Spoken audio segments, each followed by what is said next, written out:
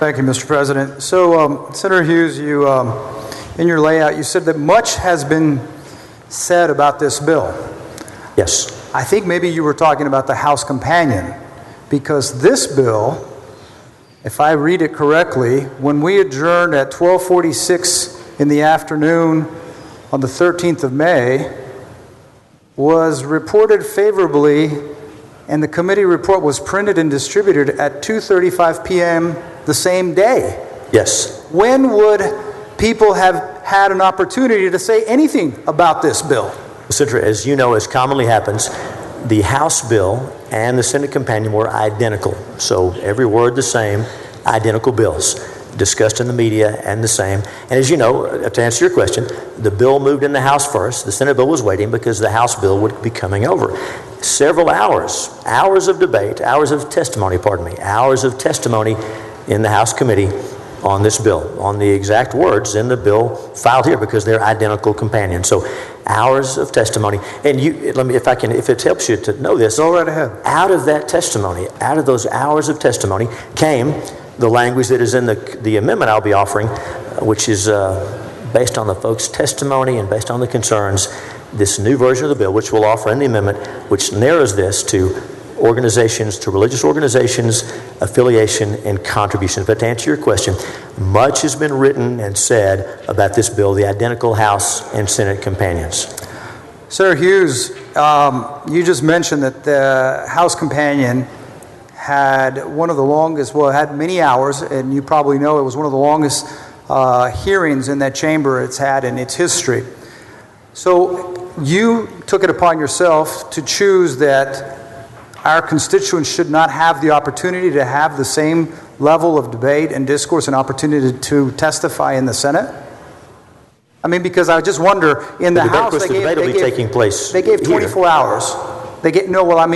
So my question is, in having the suspension of the rules and the voting on the same day, the choice was made not to hear back from our communities, from our faith groups, from our businesses, from our civil rights experts on the bill that you're bringing forward, because you're not bringing the exact companion. You're substituting a different bill, correct? Senator, the bill that was heard in committee and passed out of committee is the identical companion to the bill that was heard in the House hearing with all the testimony you were talking about. So those bills as filed were each brought to the committee. To answer your question, as you know, especially as the Senate moves on, it's not uncommon later in the session for us to suspend rules, to add bills, to remove bills that had previously been posted. Very routine matter. And I would say this in fairness. The House author of this bill, Representative Krause, worked closely with various stakeholders across the spectrum and came up with some language that was at the time, unopposed at least, by the Human Rights Campaign, by Texas Competes. I don't want to misrepresent their position, but during those negotiations, at one time they were okay with this language. They didn't love it, but they were neutral on it. So the House author went to great lengths to hear every voice and to listen. And you probably know what happened. Because of amendments he put on the bill in response to the opponent's concerns, you know what happened? A point of order was raised. Had he not accommodated all those voices and made the bill more agreeable, his bill would not have been subject to that point of order. It happened by the rules. And in fairness, in this process, everything that's been done has been done according to the rules of the Senate. So you mentioned that you felt there was a need for this bill because a certain business, you mentioned Chick-fil-A, was somehow aggrieved. But my question is Chick-fil-A is doing business in Texas. It's doing business in San Antonio. Isn't it protected by the First Amendment, the Constitution, the state, the Texas RFRA, and the Title 12? Don't they already protect religious freedoms? Yes, RFRA is an important piece, and we're glad to have a strong Religious Freedom Restoration Act in Texas. Under that bill, as you know, under RFRA, someone can bring a claim, and then the court will go through a balancing process, looking at the religious freedom and looking at the state's interest and doing a balancing. This bill says, the bill before the Senate today says, because the First Amendment is so important, because freedom of speech and freedom of religion are so important, they deserve First Amendment protection. Don't they already have that? This bill is to give effect to and give a vehicle for protecting those First Amendment rights. Okay.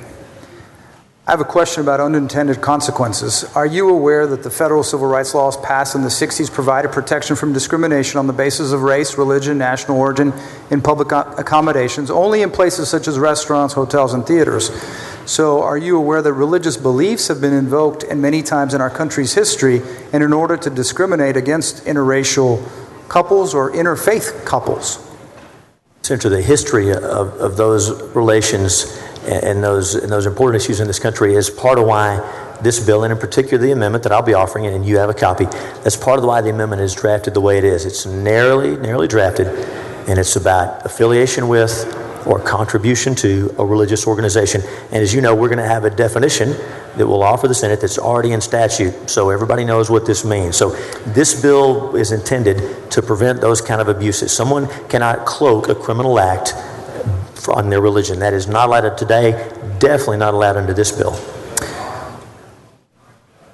How will you be defining a religious organization in your legislation? Senator, I've got an amendment I'll wait for that amendment. If you don't mind, I'll wait for the amendment. It's in the Civil Practice and Remedies Code, and I'll share it with you when we get. I don't have it in front of me.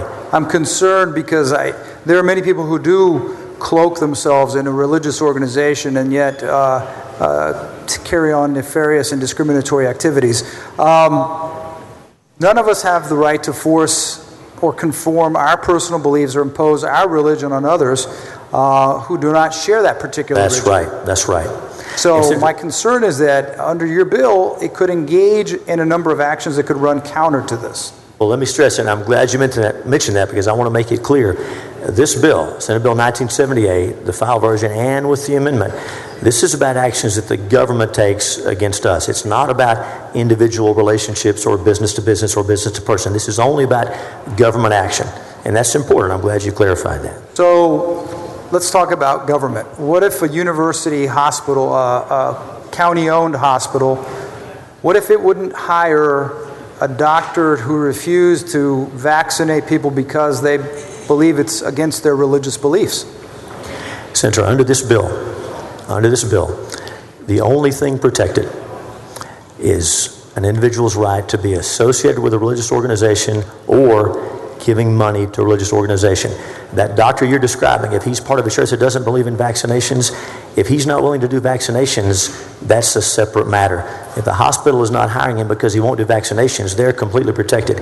If they take action against him because he's a member of a group, a religious group, or he gives money to that group, they'd have a problem. But if it's based on his doing his job, that's not implicated by this bill, whatever.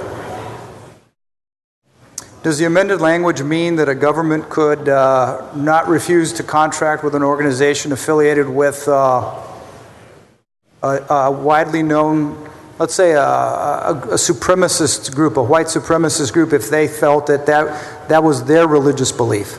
A group such as that, Senator, would not qualify as a religious organization under the amendment that we'll be offering. So we'll make that very clear. I would hope not. Of course not. No. So let's see, I'm almost to the end of these questions here. Are you concerned at all that in doing this, 2 years ago we had a different bill that caused some go ahead. I'm going to sneeze, but you can go ahead. I'm listening. Thank you. Maybe not. Would you agree that barring government entities from taking actions designed to ensure professional standards and deter discrimination, the state could be putting a formal stamp of approval on actions that can harm our LGBTQ Texans and virtually anyone who doesn't share their beliefs or use their religion to potentially discriminate? No, Senator, thank you. And I want to make it so clear because you've raised an important point. If someone is refusing to do their job, if someone is refusing to perform acts legally required of them, that's not addressed in this bill at all. This bill says that the government cannot discriminate against you based on your affiliation with a religious group or your donation to the religious group. So it's very targeted. I think you'll see, and from the language of the amendment, it's very targeted. Well, and I'll close with this. Sarah Hughes, it seems like session after session we end up entertaining legislation that sends a message to my LGBTQ staff members, other LGBTQ staff members around the building, that they feel they're coming under attack for who they are. And so the question I have is, what do you say to them in terms of why you want to do this legislation?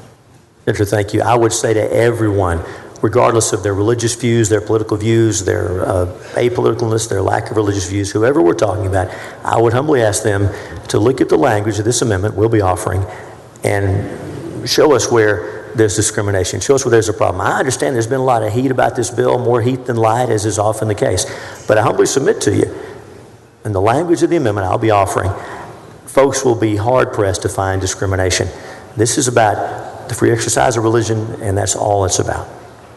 Well, I wish that we could all be on the same page in that, and I'll tell you why. We have bills in this building that would make it illegal to discriminate against someone for who they are as a person, who they love, because today they can get fired for that, or they can be refused, they can be evicted for that, or they could someone could get a lesser sentence for just saying that they were in a panic because the person who attacked them was gay.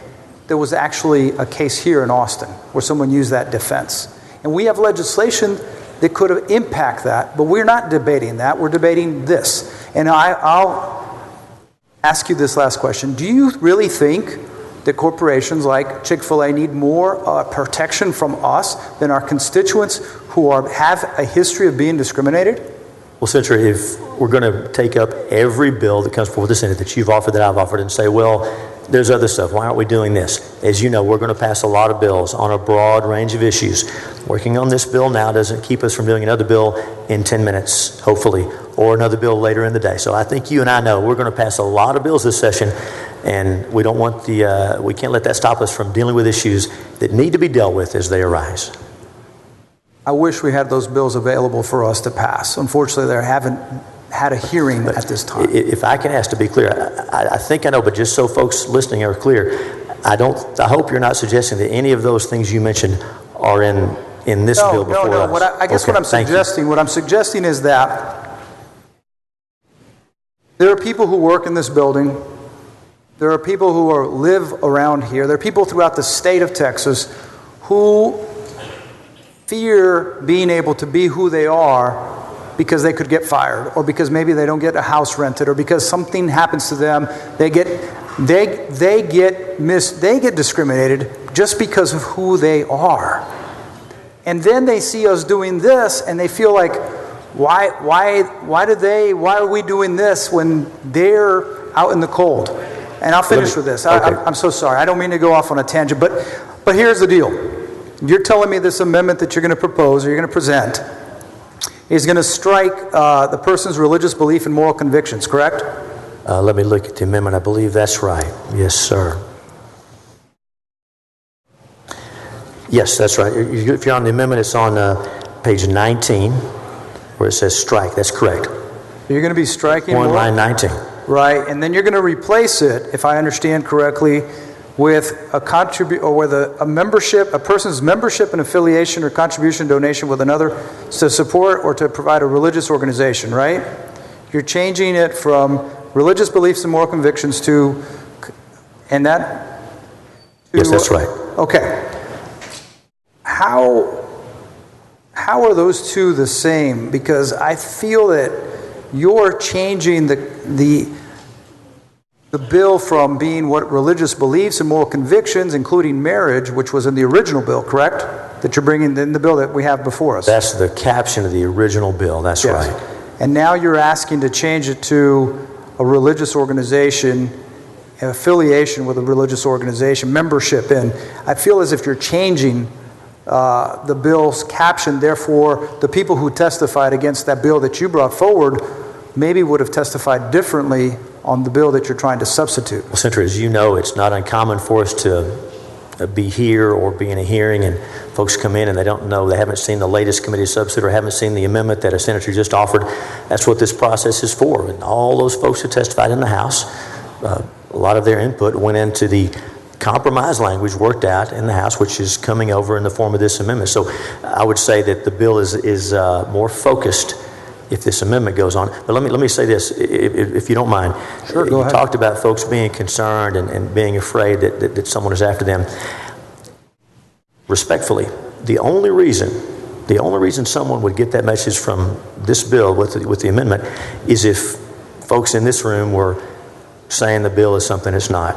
Because regardless of anyone's lifestyle or beliefs, under this bill, everyone gets that protection to affiliate with a religious group as they see fit, regardless of how conservative, liberal, or disagreeing with your views and mine that religious group may be. If it's a religious group, as defined by statute, they don't have to be my church or your church. Ours are pretty similar, but everybody's religious freedom is protected by this bill once we get this amendment on. And you see what I mean, don't you? But wouldn't you say that religion has been used many times by many people to try to define what marriage is? Wasn't that the case? Oh, Senator, religion has come up in discussions for centuries, and right. sometimes used in ways that you and I would agree with, sometimes not, and many times abused. But how about this? Are we going to say, surely we're not saying that because people have abused religious freedom in the past, that's going to keep us from legitimate protections of religious freedom today. Let's do like this bill does with the amendment that protects everybody. Let's go forward treating religious freedom the way it should be treated. I mean, we can do that, can't we? You know, the issue is not quite as simple as you prone it. I understand what you're saying. The issue is that many times religion's been used to discriminate against people who don't conform to the religious beliefs. Right? And we've had wars all over the world over religion. And it's a sad state of affairs. And people in this country at one time were told they couldn't marry because they were the different, colors. Races, right. And races and all sorts of things. And now, here we are. I still don't think that we should be allowing folks to be told they can't love who they choose to love. And nothing in this bill, Senator, with the amendment, as you've seen, does that. That's fine. Once we get the amendment, please go over with me again and make sure I'm not missing something. But nothing in this amendment would do that. We'll take a look at the amendment. I honestly believe that your amendment has a flaw, a parliamentary flaw in it. I don't believe it's germane, and so I'll be raising a point of order when the amendment's presented. Okay. Thank you. Thank you, Senator.